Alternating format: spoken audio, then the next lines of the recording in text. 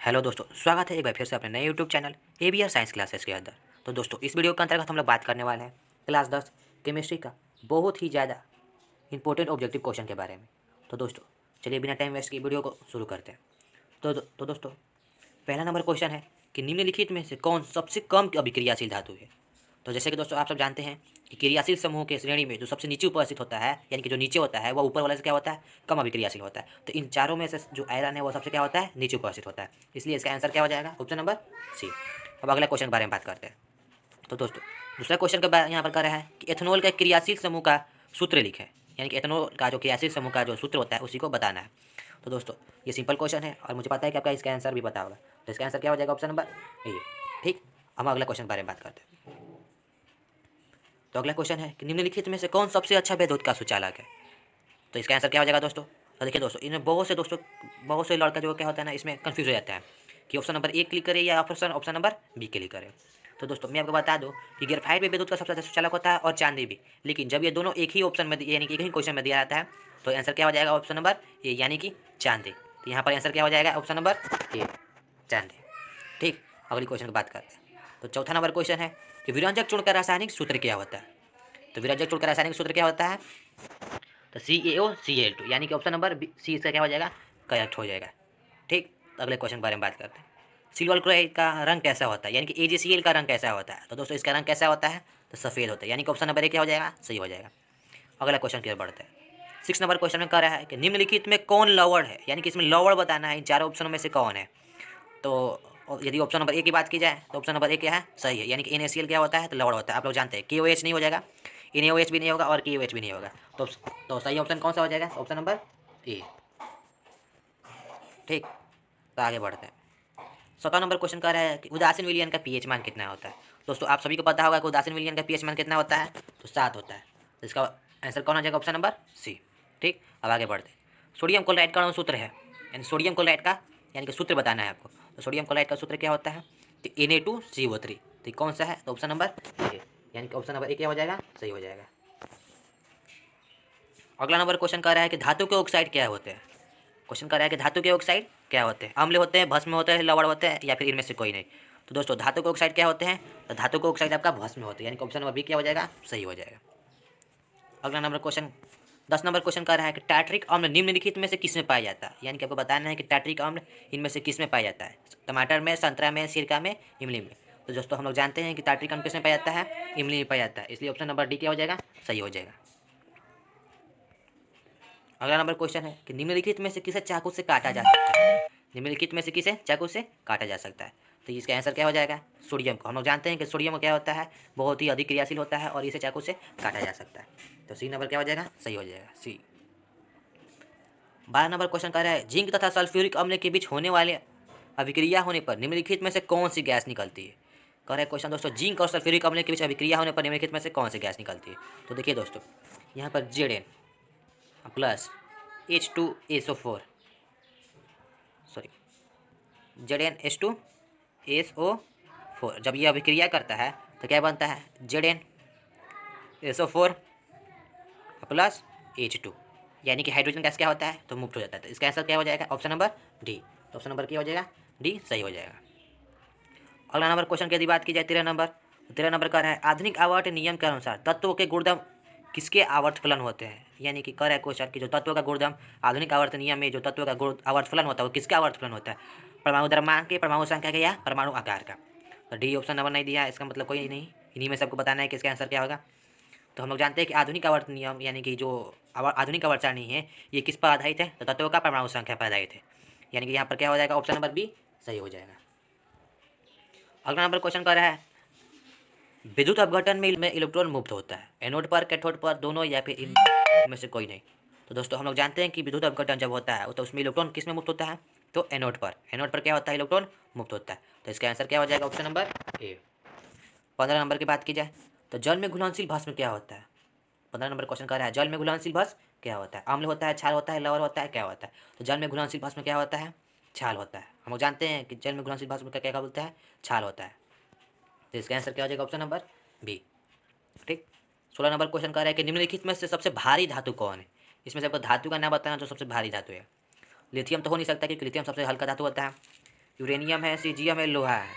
तो देखिए इन तीनों में से सबसे भारी जो धातु है वो कौन सा है, तो यूरेनियम है। दोस्तों इसको बढ़िया से याद कर लीजिएगा, ये परीक्षा के दृष्टि से बहुत ही ज़्यादा इंपॉर्टेंट क्वेश्चन है। तो इस क्वेश्चन का आंसर क्या हो जाएगा, ऑप्शन नंबर डी। ठीक, अब अगला नंबर क्वेश्चन की बात की जाए तो टूथपेस्ट कैसा होता है, अम्लीय होता है, छालीय होता है, लवणीय होता है, इनमें से कोई नहीं। तो दोस्तों हम लोग जानते हैं कि टूथपेस्ट कैसा होता है, टूथपेस्ट आपका क्या होता है, छालीय होता है। टूथपेस्ट कैसा होता है, तो छालीय होता है। ऑप्शन नंबर बी क्या हो जाएगा, सही हो जाएगा। अगला नंबर क्वेश्चन की बात की जाए तो एथेन के एक अणु में कितने सहसंयोजक बंधन होते हैं, एथेन के एक अणु में कितने सहसंयोजक बंधन होते हैं। तो देखिए दोस्तों एथेन का जो सूत्र होता है वो क्या होता है, तो C2H6। एथेन का सूत्र यही होता है ना, C2H6। इसमें आपको सहसंयोजक बंधन की संख्या दिखाना है। तो देखिए दोस्तों ये कार्बन यहाँ है, एक सहसंयोजक बंधन, एक कार्बन यहाँ है, और बाकी H और इधर भी H और इसमें भी H और H। तो कुल कितने सहसंयोजक बंधन होगा, 1 2 3 4 5 6 7, यानी कुल कितने हो जाएंगे, तो 7 हो जाएंगे। यानी कि 7 क्या हो जाएगा, इसका आंसर हो जाएगा। यानी कि दोस्तों आगे से ध्यान रखिएगा, एथेन में कुल कितने सहसंयोजक बंधन होते हैं, तो 7 होते हैं। तो इसका आंसर क्या हो जाएगा, ऑप्शन नंबर ए। ऑप्शन नंबर ए क्या हो जाएगा, सही हो जाएगा। अगला क्वेश्चन की बात की जाए तो कह रहा है कि रासायनिक अभिक्रिया में भाग लेने वाले पदार्थ क्या कहलाते हैं। रासायनिक अभिक्रिया में भाग लेने वाले पदार्थ को क्या कहते हैं, अभिकारक कहते हैं, उत्पाद कहते हैं, या फिर दोनों कहते हैं। तो इसका आंसर क्या हो जाएगा, रासायनिक अभिक्रिया में भाग लेने वाले पदार्थ को क्या बोलते हैं, अभिकारक कहते हैं। यानी कि ऑप्शन नंबर ए सही हो जाएगा। 20 नंबर क्वेश्चन कह रहा है रासायनिक अभिक्रिया में किसी पदार्थ में ऑक्सीजन का ह्रास नहीं होता, क्या कहलाता है। रासायनिक अभिक्रिया में किसी पदार्थ में ऑक्सीजन का ह्रास क्या कहलाता है, यानी कि ऑक्सीजन का निकलना क्या कहलाता है, उपचयन, अपचयन, संक्षारण, या फिर इनमें से कोई नहीं। तो दोस्तों इसका सही आंसर क्या हो जाएगा, ऑप्शन नंबर ए, यानी कि ऑक्सीकरण, उपचयन। सही दोस्तों इसका आंसर हो जाएगा option number B, option number B, अवकरण। अवकरण अभिक्रिया में क्या होता है कि ऑक्सीजन का ह्रास होता है, जबकि हाइड्रोजन का क्या होता है, ग्रहण होता है। तो इसका ऑप्शन नंबर क्या हो जाएगा, बी हो जाएगा, अपचयन अभिक्रिया कहलाता है। 21 नंबर क्वेश्चन कह रहा है कौन सी धातु कमरे के ताप पर द्रव्य होती है। दोस्तों ये क्वेश्चन बहुत ही ज़्यादा इंपॉर्टेंट है परीक्षा की दृष्टि से, और कंपटीशन क्लास के दृष्टि से भी ये क्वेश्चन बहुत ही ज़्यादा इंपॉर्टेंट है। तो इसका आंसर क्या हो जाएगा, इसका आंसर हो जाएगा आपका ब्रोमीन। धातु पूछा है ना, तो धातु में आपका हो जाएगा पारा। धातु क्या हो जाएगा, पारा। कौन सी धातु कमरे के ताप पर द्रव्य होता है, तो पारा इसका आंसर क्या हो जाएगा, सही हो जाएगा। अगला नंबर क्वेश्चन कर रहा है किसी कोष में इलेक्ट्रॉनों की अधिकतम संख्या होती है, यानी कि किसी कोष में इलेक्ट्रॉनों की अधिकतम संख्या किस सूत्र के द्वारा ज्ञात की जाती है। तो यहाँ पर दिया है option number A 2n², option number B दिया है 2n², ऑप्शन नंबर सी दिया है 3n², ऑप्शन नंबर डी दिया है इनमें से कोई नहीं। तो इसका आंसर क्या हो जाएगा, ऑप्शन नंबर बी, यानी कि किसी भी कोष में इलेक्ट्रॉनों का अधिकतम संख्या किसके द्वारा ज्ञात किया जाता है, तो 2n² के द्वारा ज्ञात किया जाता है। अगला नंबर क्वेश्चन है सक्रियता श्रेणी में सबसे अधिक क्रियाशील धातु कौन है। सबसे अधिक क्रियाशील धातु का नाम बताना है। यहाँ पर सोना है, पारा है, सोडियम है, कॉपर है। तो सक्रियता श्रेणी में सबसे अधिक क्रियाशील धातु का नाम क्या है, तो सोडियम है। सोडियम सबसे अधिक क्रियाशील धातु है। ठीक, 24 नंबर क्वेश्चन है बॉक्साइट किस धातु का है, इसके बॉक्साइट एल्युमिनियम का, जिंक का, क्रोमियम का, कॉपर का। तो बॉक्साइट जो है हम लोग जानते हैं किसका होता है, तो एल्युमिनियम का अयस्क होता है। तो इसका आंसर क्या हो जाएगा, ऑप्शन नंबर ए। अगला नंबर क्वेश्चन की बात की जाए तो बोल रहा है कि सीसा और टीन के मिश्र धातु को क्या बोलते हैं। तो यानी कि सीसा और टीन के मिश्र धातु क्या होता है, सोल्डर होते हैं, लेड होते हैं, गन मेटल होते हैं, उपधातु होते हैं। तो इसका आंसर क्या हो जाएगा, ऑप्शन नंबर ए, यानी कि सोल्डर। सोल्डर क्या होता है, सीसा और टीन का मिश्र धातु होता है। अगला नंबर क्वेश्चन कह रहा है 26 नंबर हेमाटाइट किस धातु का अयस्क है। सोडियम का, कैल्शियम का, एल्युमिनियम का, आयरन का। तो दोस्तों हेमाटाइट किस धातु का अयस्क है, आयरन का अयस्क है। ठीक, अगला नंबर क्वेश्चन है पित्तल है मिश्र धातु, तत्व, उपधातु, धातु। दोस्तों हम लोग जानते हैं कि पित्तल क्या होता है, जिंक, और कॉपर क्या होता है, मिश्र धातु होता है। तो यहाँ पर क्या हो जाएगा आंसर, ऑप्शन नंबर ए। 17 नंबर क्वेश्चन कर रहा है सोडियम का परमाणु संख्या है। सोडियम का परमाणु संख्या इनमें से बताना है। सोडियम का परमाणु संख्या कितना होता है, 11, 12, 13 या 25। तो हम लोग जानते हैं दोस्तों सोडियम का परमाणु संख्या कितना होता है, 11 होता है। इसका यानी कि इसका ऑप्शन नंबर ए सही हो जाएगा। अगला नंबर क्वेश्चन कर रहा है निम्नलिखित में से किस धातु पर वायु का प्रभाव नहीं पड़ता है, सोना पर, सोडियम पर, कॉपर पर, या फिर लोहा पर। तो दोस्तों इसका आंसर सही आंसर क्या हो जाएगा, ऑप्शन नंबर ए, यानी कि सोना पर क्या होता है, वायु का कोई प्रभाव नहीं पड़ता है। 29 नंबर क्वेश्चन है किरोसिन में डुबाकर किस धातु को रखा जाता है, यानी कि इन चारों ऑप्शन में सबको बताना है किस धातु को किरोसिन में डुबाकर रखा जाता है, सोडियम को, कैल्शियम को, मैग्नीशियम को, या फिर पोटेशियम को। तो दोस्तों हम लोग जानते हैं कि सोडियम क्या होता है, अति अभिक्रियाशील धातु होता है, इसलिए इसे क्या कहता है, किरोसिन में डुबाकर रखा जाता है। 30 नंबर क्वेश्चन है ग्लूकोज में कार्बन के कितने अणु होते हैं, यानी ग्लूकोज में आपको कार्बन की संख्या बताना है। दोस्तों ग्लूकोज का सूत्र होता है C6H12O6। तो इसमें कार्बन कितना है, तो 6 है, इसलिए इसका आंसर क्या हो जाएगा, ऑप्शन नंबर डी। अगला नंबर क्वेश्चन है एल्किन का सामान्य सूत्र है। एल्किन का सामान्य सूत्र आपको बताना है। दोस्तों ये हम लोग जानते हैं कि एल्किन का सामान्य सूत्र क्या होता है, CnH2n+2। तो यहाँ पर एल्किन का सामान्य सूत्र क्या हो जाएगा, CnH2n+2, यानी कि ऑप्शन नंबर सी हो जाए। अगला नंबर क्वेश्चन है सबसे कठोर प्राकृतिक तत्व, हीरा, सोना, चांदी, लोहा। तो यहाँ पर हम लोग जानते हैं, इसको बताने की जरूरत नहीं है, कौन हो जाएगा ऑप्शन यानी कि ऑप्शन नंबर ए, हीरा क्या होता है, सबसे कठोर धातु होता है। अगला नंबर क्वेश्चन कर रहा है कार्बनिक यौगिक का आवश्यक तत्व, यानी कि कार्बनिक यौगिक में इनमें से बताना है कौन सा तत्व एकदम पाया ही जाता है। तो कार्बन है, सल्फर है, फास्फोरस है, लोहा है। तो देखिए दोस्तों, लोहा तो हो नहीं सकता, यानी गलत। लोहा जरूरी नहीं है, कार्बनिक यौगिक में लोहा आता नहीं है, फास्फोरस भी नहीं, सल्फर भी नहीं। सबसे ज़्यादा इंपॉर्टेंट कौन है, यानी सबसे ज़्यादा आवश्यक तत्व का नाम क्या है, तो कार्बन है। अगला नंबर क्वेश्चन है जीवन शक्ति का सिद्धांत किसने दिया, जीवन शक्ति का सिद्धांत किसने दिया। तो दोस्तों हम लोग जानते हैं कि जीवन शक्ति का सिद्धांत किसने दिया था, तो वर्जिलियस नामक वैज्ञानिक ने दिया था। इसलिए इसका आंसर क्या हो जाएगा, ऑप्शन नंबर ए सही हो जाएगा। अगला नंबर क्वेश्चन कर रहा है कौन सी गैस का उपयोग वेल्डिंग में होता है, यानी कि इन चारों में से बताना है कौन सी गैस का उपयोग वेल्डिंग में होता है। तो दोस्तों एसिटिलीन गैस का उपयोग क्या चीज़ में होता है, तो वेल्डिंग में होता है। दोस्तों ये सब क्वेश्चन बहुत ही ज़्यादा इंपॉर्टेंट है, आप लोग इसको एक बार जरूर याद कर लीजिएगा ताकि आपको परीक्षा में केमिस्ट्री के क्वेश्चन बनाने में कोई दिक्कत ना हो। 36 नंबर क्वेश्चन कर रहा है दोस्तों अष्टक का नियम किसने दिया था, यानी कि जो आवर्त सारणी का चैप्टर में जो अष्टक नियम है उसको किसने दिया था, मेडलिव ने, न्यूलैंड्स ने, डोब्रेनर ने। तो दोस्तों अष्टक का नियम किसने दिया था, तो न्यूलैंड्स ने, डोब्रेनर ने, या मेडलिव ने, यानी कि न्यूलैंड्स ने दिया था। मेडलिव ने तो दिया नहीं था, मेडलिव ने आधुनिक आवर्त सारणी दिया था, डोब्रेनर ने अतिरिक्त नियम दिया था। तो बचा कौन, न्यूलैंड्स, इसलिए न्यूलैंड्स क्या हो जाएगा, आंसर हो जाएगा। अगला नंबर क्वेश्चन करें आवर्त सारणी में कुल वर्गों की संख्या कितनी होती है। दोस्तों हम लोग जानते हैं कि आवर्त सारणी में कुल वर्गों की संख्या कितनी होती है, 18 होती है। आवर्त सारणी में कुल वर्गों की संख्या कितना होती है, 18 होती है।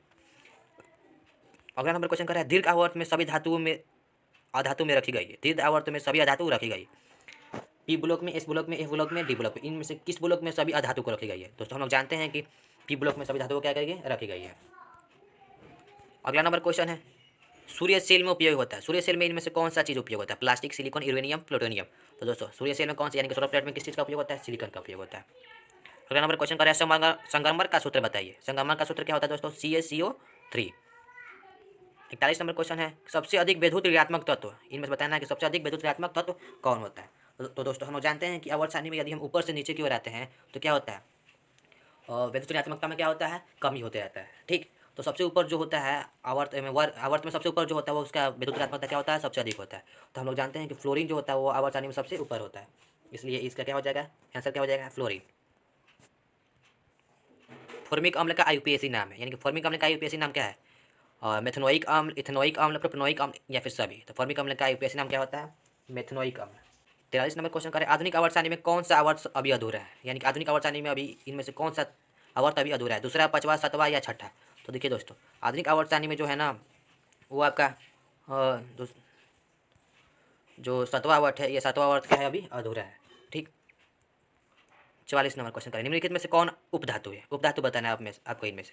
तो दोस्तों जिंक तो होगा नहीं, कॉपर भी नहीं होगा, गैलियम, यानी कि ऑप्शन नंबर सी क्या हो जाएगा, सही हो जाएगा, गैलियम है। गैलियम क्या है, तो उपधातु है।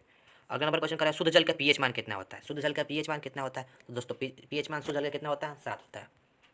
अगला नंबर क्वेश्चन करें आर्हेनियस अम्ल जलीय विलयन में बढ़ाता है, यानी कि आर्हेनियस अम्ल, आर्हेनियस के अनुसार अम्ल जलीय विलयन में क्या बढ़ाता है, वो H बढ़ाता है, H+ बढ़ाता है या फिर लौड़ा बनाता है।